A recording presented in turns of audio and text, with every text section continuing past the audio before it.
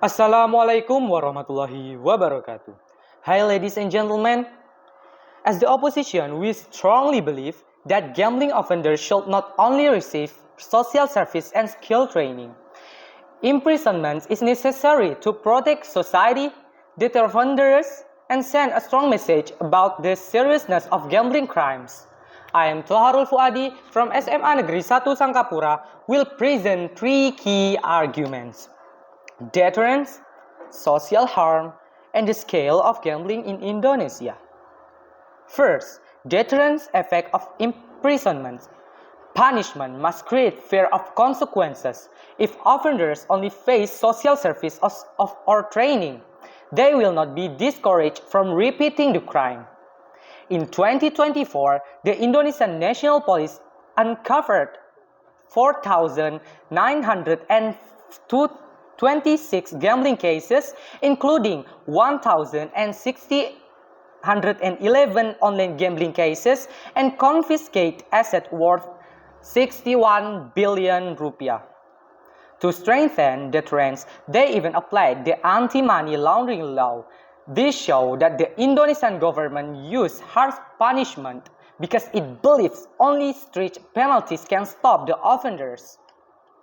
Therefore, imprisonment is not optional. It is essential to ensure offenders and potential offenders think twice before engaging gambling again. Second, gambling causes severe social and economic harm. Gambling is not a harmless activity. It destroys families, creates debt, and increases crime rates.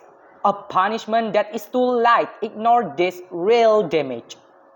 A 2024 survey by LSN found that 75% of gamblers suffered financial problems, 55% developed mental health issues such as depression and anxiety, and 53% of families face conflict or divorce.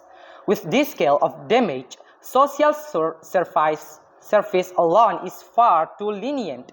Imprisonment is necessary to reflect the seriousness of the harm caused and to deliver justice for the victim of gambling.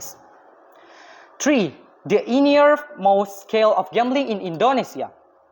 When a crime becomes a national threat, the punishment must also be strong, like measure cannot control a problem of such huge magnitude. The Financial Transaction Reports and Analysis PPATK report that in just the first quarter of 2024, gambling transactions exceeded 600 billion rupiah, involving millions of players. The Ministry of Communication and Information also blocked more than 1.3 million gambling sites and contents in less than a year. This proves gambling is not a minor issue in Indonesia. It is a massive social and economic threat.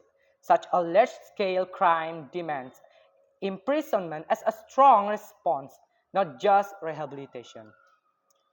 Ladies and gentlemen, in conclusion, imprisonment is necessary because it creates deterrence, reflects the serious social harm of gambling, and addresses the innermost scale of the problem in Indonesia.